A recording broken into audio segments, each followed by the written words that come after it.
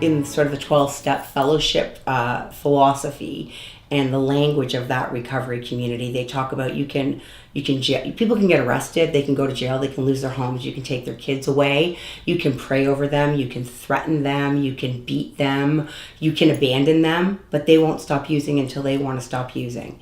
And people generally stop using because the pain of staying the same becomes greater than the fear of changing. And so when they get to that spiritual bottom, like I said, that crisis of that sort of critical crisis, that spiritual crisis, they decide to change.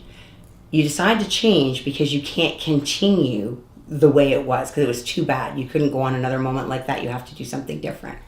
That will only carry you so far, because when you stop and you make that change, gradually the circumstances that drove you to that point start going away.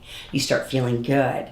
You start coming back into yourself. You start having some success. You start getting spiritually developed. You start building real relationships. You start being your authentic self. Life gets good. And the fear of going back is no longer going to motivate you. What you have to be motivated by is getting more out of life, like more of the good things, right? If the only way that I can motivate you is the threat of something bad happening to you, what's the payoff? It's like the value proposition is avoidance of a negative rather than a benefit. So there's no benefit. There's only avoidance of a detriment.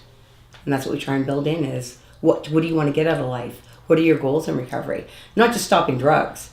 So you've stopped drugs. Now, how are you going to reward yourself? What are you going to get for stopping drugs? Not what are you going to not have to suffer through anymore.